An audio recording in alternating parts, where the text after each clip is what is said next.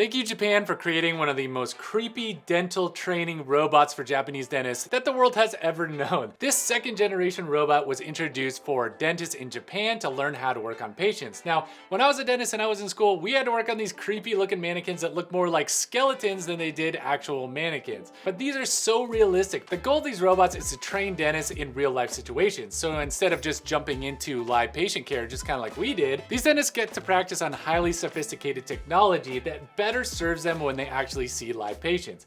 I remember when I went from a mannequin that looks like Skeletor to a live patient, I was just blown away. I couldn't believe the difference between the two. Here you had a mannequin that couldn't talk, couldn't walk, couldn't even move. You could actually just rip their lips off and do the dentistry. It was super static and weird and unlifelike. And then you had to go to a real patient and you were just scared the heck to see that actual patient.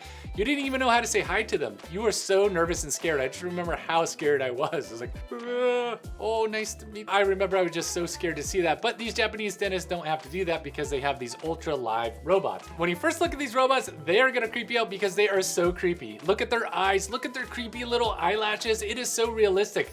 I guess the second generation ones actually have a elastic or something on their face that is highly upgraded from the first version so that they can stretch in two different ways. I guess they have two different modes of stretching.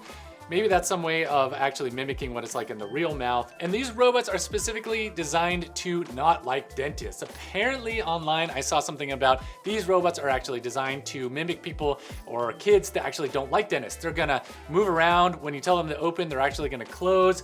They actually, which if you actually think about it, is which if you actually think about it, is actually pretty good training. Now, the only problem with this is that they cost a lot of money. These robots cost $270,000 a piece. I remember the robots we had in dental school probably cost about $10 a piece. Those things were so cheap. It almost looked like a statue of the Terminator. I imagine those only cost a couple $100s a piece. Look, traditional training, especially in the United States, and the way I learned is on a mannequin, a static mannequin, and then you would do the dental work and then your dental professor would come in and they would check your work. It was pretty much all automated. There was no AI back then. It was just kind of like a manual mode of learning. But now in Japan, they have creepy dental robots that they can learn on. They basically use AI and sensors inside these robots that can react to the dentist or the dental student's reactions. So they can actually, and it is very possible to have full-blown conversations or instructions given to them. Listen to what they're saying here. お名前は何ですか?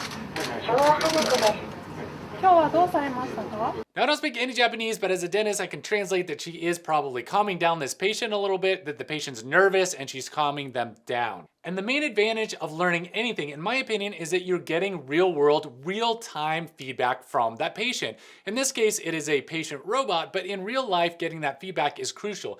I remember in dental school, we would actually do tests and we'd do different projects, and we wouldn't get our grades back for months. And by the time you got your grade back, you had already forgotten what the test was about because you had 4 other tests in between there that you had to study. Students and instructors alike are using these robots in real-life situations to better train people to react to live patients. And this is really cool because the students who train these robots tend to be more confident and competent when they transition to real patients. This is especially important in pediatric dentistry, where patient cooperation can be a significant factor. Trust me, dealing with kids is very difficult. That's why we have pediatric dentists, which are dentists that only see kids. God bless their souls, that is not for me. The success of these robots in Japan have sparked interest all over the world, and everybody's excited about this AI technology.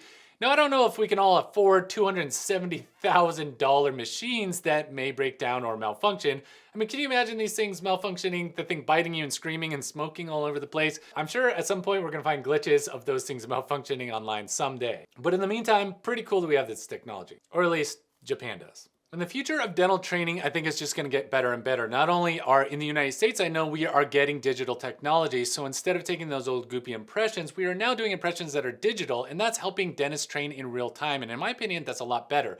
So having these robots in Japan are really, really cool. I don't know when they're gonna make it over to the United States, but as soon as they do, it might be really cool to have 1 or 2 per dental school so that students can kind of get a good hands-on experience of what it's like to have an AI assisted robot. It is crazy how the technology in dentistry is changing. In my opinion, every 5 years, it is just going another generation more advanced and more advanced. They actually just this month have invented a dental robot that can actually drill on your teeth. Can you imagine a dental robot drilling on your teeth and you be the first patient to try that in, let's say, my office? I'd be super scared. Anyways, I thought this technology was really cool. If you did too, please subscribe down here or leave a comment or just say something like, I like your videos, or cool video, or just leave your honest feedback, which some people are very much not afraid to do. I'm just a dentist, and thank you for watching.